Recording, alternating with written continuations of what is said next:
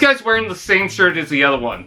It's lazy, inaccurate. You love it, don't you? I love it! Awakened from his cold nap while the Decepticons did all the dirty work, typical toxic work environment, Megatron is and always has been the ultimate leader of the Decepticons. Unless the sequel wants another bad guy. Obsessed with cubes, Megatron could not be stopped at his ultimate goal of ruling worlds with a Cybertronian army to command at his will. It's up to the Autobots and human forces to stop him in his tracks for the fate of everything. The context of the film devoids Megatron from scanning in Earth form, so no tank or pistol. Instead, Megatron keeps his entry alien ship mode. It's certainly weird, but you know, weird alien robot things were kind of the trend at the time. This is a classic form, but after a while, it's not really my preferred movie form. The weird arms sticking out, the curves, the chunky middle, it just feels like an indiscernible mess that's so unique in its presence that it also strangely stands out. But here I'm loving it. Maybe it's the silver paint that's mostly consistent, other than the dark gray that's also pretty pleasing. Maybe it's the clean wings and nose. Maybe it's the chunk of the body. Or maybe it's a mix of all that, along with its size, because wow, this is big. This is a Voyager class toy, but with how modern toys are released, you could have fooled me as a leader. It's so wide, with an incredible wingspan, and the legs, while kind of weird, add a heft to this thing that feels unmatched to a lot of modern Voyager figures. Megatron wants to be shown as a force to be reckoned with, so this is all fitting for the character, even if it does look like slick metal in a pile. There is weapon storage, just plugs under the legs and feeds to the arm. You'd think this would be obnoxious, but it actually doesn't disturb the flow of the vehicle.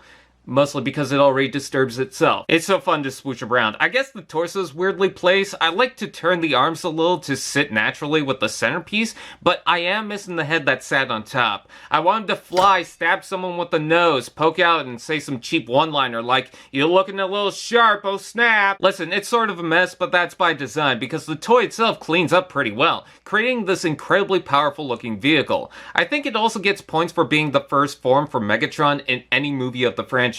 Robot mode.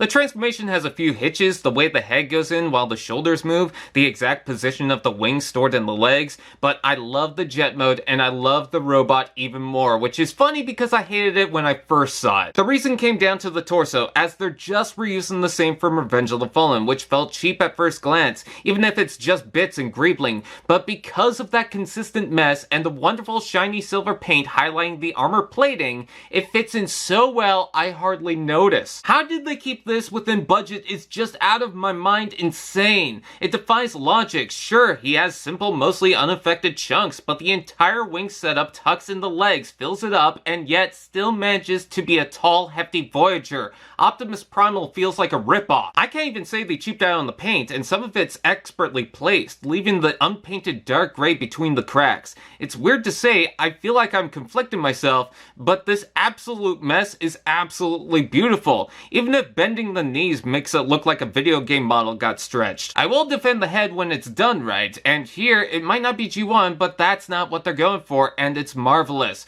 All the spikes and shapes work as a cohesive, terrifying monster with snarling teeth and demonic, beady red eyes. Truly evil. Did someone say articulation?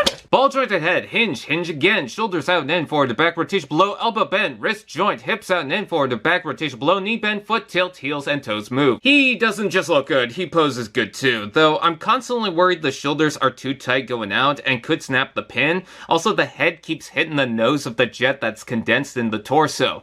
But a foot tilt is a nice surprise, and with the knee and neck joints, you can actually make him even taller. Girl, you're looking fabulous! Let's take a look at the accessory. No combined cannon, but he does come with the swinging mace and a nice nod to the cartoon. It's on a long chain-like thread, so there's an incredible amount of distance. Fold up the hand and tap it into place, and if you want to change it up, you can rotate the mace itself. He's already big enough as is, and the mace lets him reach the very top shelf. Hey, he's big where it counts. I mean his boots, of course. This is just insane. I really didn't think I was going to like him, or not nearly as much as I do, but this is a wonderful popsicle treat. The jet mode won't be everyone's #1 choice, but it actually does a lot for itself. But the robot really shines, and I mean really. The color, the size, the weapon, the sculpt. It's a shame the torso was reused, but it has little to no hindrance on the entire figure.